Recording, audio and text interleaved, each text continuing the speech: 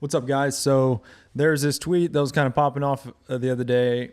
Vivek Ramaswamy was speaking to one of his constituents, I guess, in whatever state he's running in. And he got into a debate with this guy about the nature of Jesus and Hindu theology. And it's a very bizarre video. A lot of people are reacting to it. So we're going to check some of that stuff out. And yeah, I'll just show you guys the video. It's kind of weird, to be honest. So I'll be very honest. It's not a hard question at all. So in our faith tradition, Jesus Christ is a Son of God. I know that is different than saying he's the Son of God. But that is my view of Jesus Christ. He's got our family. Do we worship in churches? Yes, we do. Is that compatible with our faith? Yes, it is. One true God in many forms. So that's different, and I understand that. That is different. The only way to heaven is through Jesus Christ. I think that is the path. That is a path to heaven is the way we look at it. But belief in God is what we say. Yeah. Belief in the one true God. That's the way I look at it. Okay, so very bizarre video. I don't know what compelled Vivek to have that conversation. I don't know what started that conversation, but a lot of people are reacting to it, and we're going to kind of go over some of the reactions here and talk a little bit about what that conversation means, what Vivek was thinking, or whatever, and how does Hinduism relate to Christianity? That's the real question here. And how should Americans feel about that? Right? I'm going to tell Americans how to feel in this video, right? America, I know they're wondering what I think specifically. That's really important, right? Anyways, this account, they said, Vivek Ramaswamy has been caught on tape comparing Jesus to a Hindu god, saying Jesus is a god similar to figures in Hindu or Roman polytheistic religions, but not the Son of God. Ramaswamy demeans Jesus and says he is just one of many ways to heaven, not the only way. And in quotes, he says, Jesus is a Son of God, but Jesus is not the Son of God. Jesus is a way to heaven, but not the way to heaven. Now, the based grandpa in this video, he kind of goes against this and he says, no, Jesus is the only way to heaven. So props to the based grandpa. He's right about that. But we're going to kind of go over some of the people's reactions to this. Antediluvian said, just the worst political instincts of all time. Why would you even agree to engage with this? Say, I'm a Hindu and move on. Yeah, honestly, I really don't know what Vivek is thinking with this. If I were in his shoes, I would not try to get into a theological debate with one of my constituents. You can legitimately just appeal to the First Amendment and just be like, hey, that's what's good about this country. Everyone can have their own opinion, and we can all unite around a common cause. Like, you could say something very vague like that. You would think that someone with political training would be smart enough to opt for that. Now, of course, you guys know that I'm always a fan of whenever politicians and people just go ahead and wear their heart on their sleeve like that. Most of the time when they talk about theology, they try to dumb it down and they try to minimize the differences. But here Vivek is just going, whole hog and just explaining, how Hinduism and Christianity are, well, it's funny, right? Because he's trying to explain how they are compatible. Well, we also believe Jesus is a Son of God. But in doing so, he ends up showing us how Hinduism and Christianity are not compatible. Because in Christianity, you can't just give Jesus sort of a verbal credence and be like, yeah, Jesus is one of many, he's one of many paths. Christianity has very exclusive claims about who Jesus is and how you're supposed to engage with the religion. You can't just kind of write it off in this perennialist, which essentially just means perennialism is this view that all religions are at roots one, right? So you can't really do that in Christianity. Christianity is exclusive in its truth claims. It says that Christ is uniquely the Son of God, not just a Son of God. And Christ himself, he even says, unless you go through me, you cannot get to the Father. You cannot worship the Father unless you go through me. And so more people are reacting to this. It says, Vivek thinking that he is building bridges, not realizing he is making a religious truth claim as serious as the Christian claim that Jesus is the only way to salvation. In doing so, he is not affirming Christians, but rather is denying the Christian faith. Again, that's the irony of this, is that Vivek, he must think he's so smart, and in Hinduism is so crucial that he has to remain Hindu. But he's not, I don't think he really understands Christianity at all, which is ironic because you would think that if you would want to be an elected representative of a nation that is primarily a Christian nation, you would want to understand at least remotely what Christianity is about, and that you would want to maybe just avoid getting into theological topics at all. But, somebody else said, one sign that Vivek never stopped being a Harvard guy is that he insists on winning through the force of his own reasoning. He's internalized the idea that his mind is his status asset, so he's almost constitutionally incapable of winning by any other means. Right, exactly. Because I think later on we'll see a tweet where it talks about the difference between somebody like Mamdani and Vivek.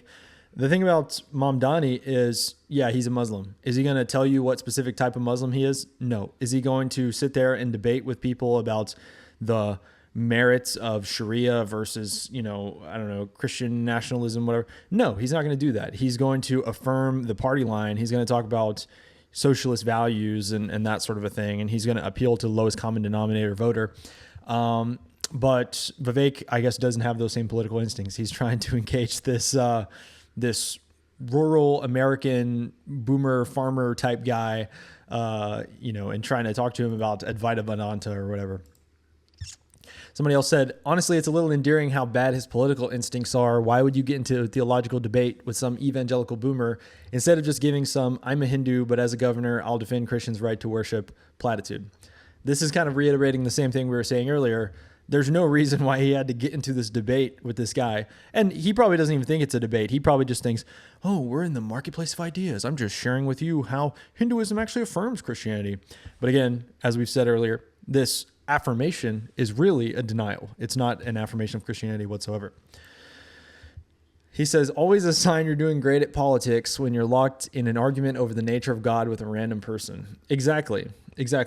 You'll notice Donald Trump is not the type of person who will ever probably engage someone in any sort of, I remember there was this one video where they asked Donald Trump, they said, what's your favorite Bible verse? And Trump, I know he doesn't know any Bible verses, okay? But Trump, instead of engaging that question, he rightly, I would say, had the wherewithal to understand, I don't know what I'm talking about. But my constituents, my base, they are evangelicals. They want me to know what I'm talking about, or they want me to affirm Christianity. If I try to say a verse right now, I'm going to make it very clear how much I don't know. So let me just err on the side of caution and not answer that question. And he said, oh, well, religion is a very personal thing for me. And the reporter goes, okay, well, I mean, are you more of a Old Testament, New Testament guy? Total softball question. But again, Trump, because he literally, I don't think he knows the difference between the Old and the New Testament. He's worried to even answer that question because he knows that there's implications there that he is not totally equipped to deal with. He doesn't know what it would imply to be a Old Testament or New Testament guy. And so he just says, oh, well, it's just very personal to me. I don't talk about religion. But Vivek, I think thinks that he's a lot smarter than Trump in that regard. And so he's like, oh no, I'm going to talk about Advaita Vedanta with this evangelical boomer. So, and somebody else said, Vivek may be the only politician who will say what he actually believes to his own detriment. Yeah. And I think, I talked about this in a video many months back, but Vivek is kind of this guy who is very heavy on the idea that America is not about a unique identity. America is a set of ideas, right? America is about ideas. And so because of this, when it came to the question of like H-1B visas and stuff like that, he was pretty much saying Americans are lazy. They watch too much, Boy Meets World or something like that. And they want to, party all the time. And that's why foreigners are going to get to come in and take all of their jobs, yada, yada, yada. Anyway, so Vivek is kind of this guy where he's like, he doesn't really maybe have an appreciation for the Protestant Christian ethos that America was originally formed on. And so because of this, it leads to kind of funny scenarios like the aforementioned scenario where he's trying to talk to some, hick boomer about Hinduism.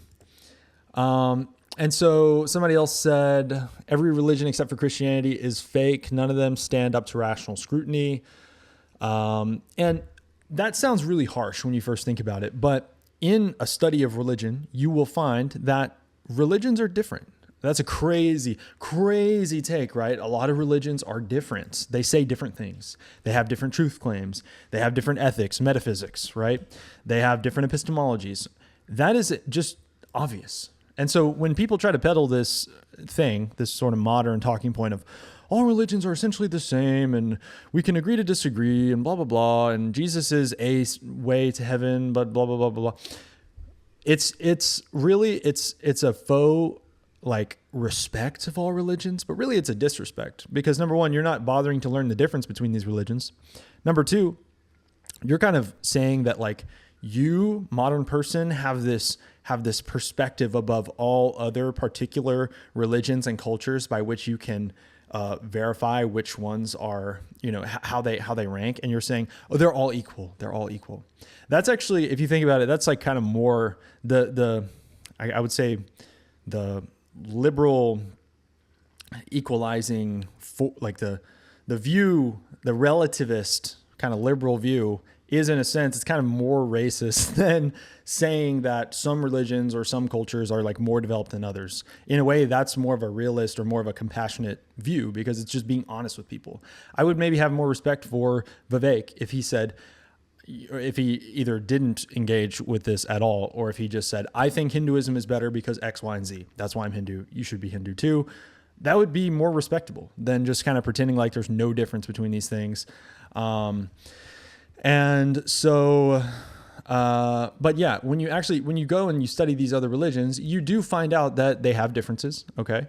They have different means of attaining whatever truth they claim to have. And so you do have to kind of you do have to look at them all and assess them for what they are. You can't just be glib and just be like, oh, they're all pretty much the same. They're all just different expressions of the divine. It's like, you're just immediately assuming that they're all equal without even looking into them. But I've, read a good deal of, primary texts from other religions. I've read the Quran, I've read the Bhagavad Gita, I've read the Tao, I've read the I Ching, I've read, these are some primary texts from other religions that I've read because I genuinely was interested in how they were different than Christianity. And what you come to find out is they have incontrovertible differences between them. In Buddhism, there's no concept of the self, whereas in Christianity, the self is made in the image of God, right? In Islam, God is one and absolutely simple, and the same is true in Judaism, for example. But in Christianity, God is a Trinity, and so these are things that you can't just like kind of paint them all with a broad brush and be like, all religions are essentially the same, blah blah blah blah blah. And I think that it shows very bad political instincts by Vivek to try to gloss over these differences, and to even engage in like a theological discussion with a constituent to begin with. Even though I do like that we're willing to talk about religion in politics for once, because I think politics is very boring and it's grounded on religion. Like religion is the bedrock for all other cultural or political conversations, but unfortunately we never get to talk about religion. So anytime there's something like this, I laugh at it because Vivek is obviously making a huge blunder, but I appreciate that we get to talk about religion, every once in a while. Anyways, so this guy here, he continues by saying that none of the other religions stand up to rational scrutiny. Of course, he's coming from a Christian viewpoint. I am also a Christian. Okay. So I have the same viewpoint. I, as a Christian, am dogmatically required to believe that all other religions are, kind of failures insofar as they are not Christianity. But you know what? That's okay, right? It's okay if different cultures believe that their culture is doing things correctly, as long as we can be honest about that. Like, different cultures are different. I don't understand why that's controversial or why that's not okay.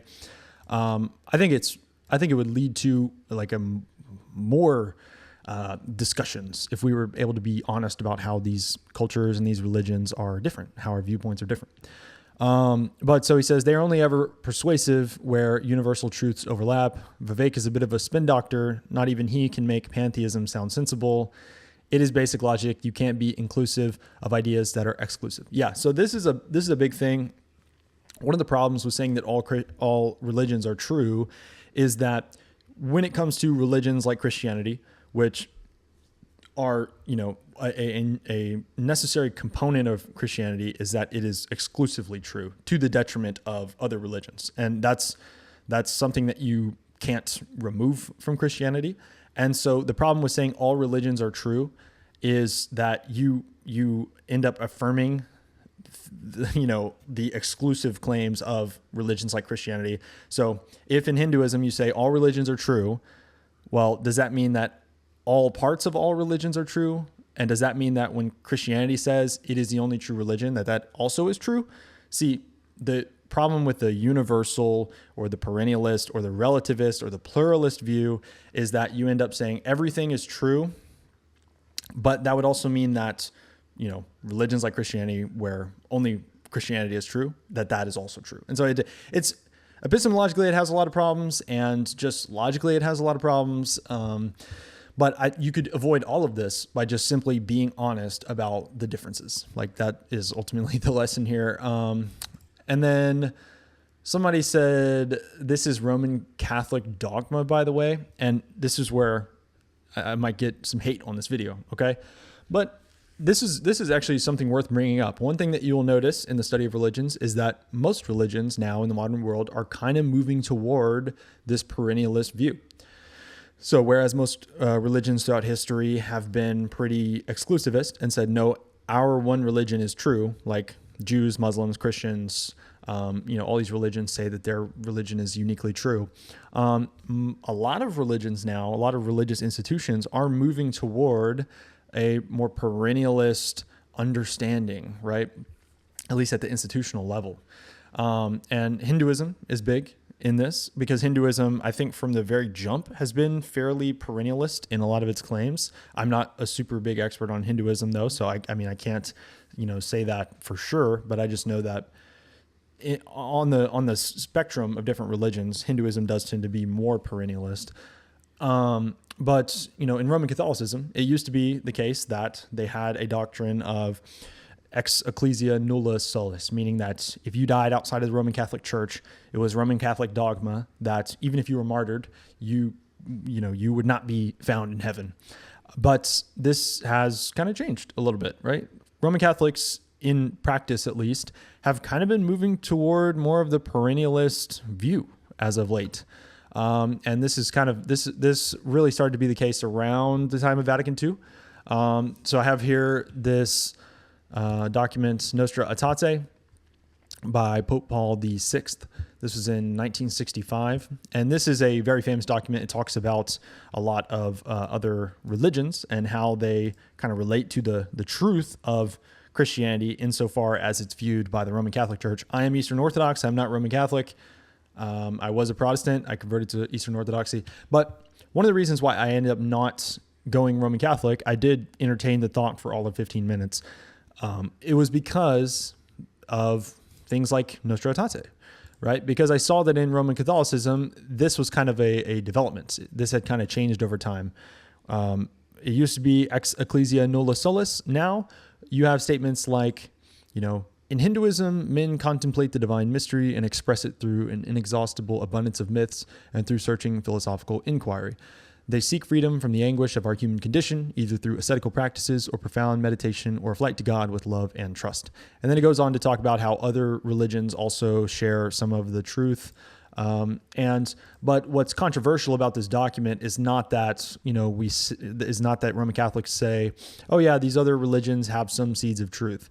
The controversial aspect of this document is that it kind of muddies the waters and it makes it seem like, or it makes it easy to interpret it as if, Christianity is just one of many truths. Now you'll get people who say, no, it doesn't say that, you're reading it wrong. But the problem is you could read it kind of either way. And you could make the argument that that's why it was worded in the way that it was worded. It was specifically worded in a way that it could be ambiguous.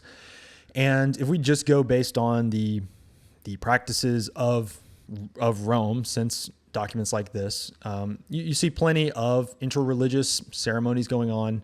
You have the Pachamama, the whole ordeal. You have the Pope going and praying in mosques.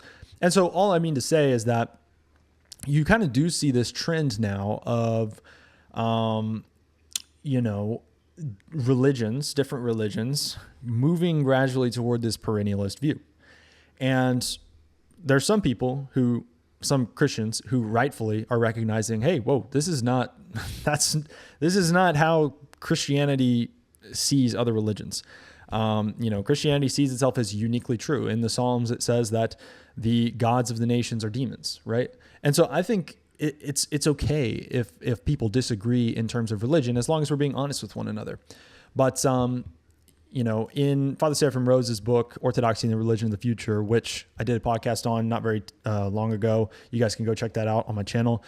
He kind of talks about how the religion of the future is going to be not just one religion or not just one institution, but the religion of the future is essentially this disposition of humanity to kind of relativize religious truth and say that, there's many paths to God, which, if you're a Christian, if you believe the Bible, then you know that that's just not Christianity. Like in the Bible, it says, Christ says, I am the way and the truth and the life. No one gets to the Father except through me. It also says, wide is the path to destruction, and narrow is the way unto life. Few there be that find it. Many are called, few are chosen. There's a lot of different passages where it essentially says you can't have this view as a Christian that like, oh yeah, whatever, maybe Jesus is a way, but there's other ways, blah, blah, blah, blah, blah. All I mean to say is like, if you're somebody from a different religion and you're watching this video, I hope you don't take offense, right? I, as a Christian, part of me loving you in my religious tradition is me hoping that you convert to Christianity, right? Like, I don't think it's hateful to say that I believe my religion is true. I would like other people to practice my religion, because it essentially means, like, how can you hate someone and also hope they go to church with you? That doesn't make any sense. So, but again, that's another thing that we don't really fully like to talk about whenever we talk about the differences between these religions, is that they define loving your neighbor in different ways. They define, humanity's highest good in different ways, or what humanity is, or who, we should strive to imitate, or what we should strive to be. Anyways, long story short, there actually is a church father, an early church father. His name was Justin Martyr, who did speak about the truth in other religions and in world philosophies. His name's Justin Martyr. I have his book right here. He's one of the earliest church fathers you can actually go and read. And he had this doctrine called the Logos Spermaticos doctrine. And long story short, the Logos Spermaticos doctrine is just this view that all truth, even in pagan religions or in pagan philosophy, comes from Christ. It comes from the divine word, the Logos of God.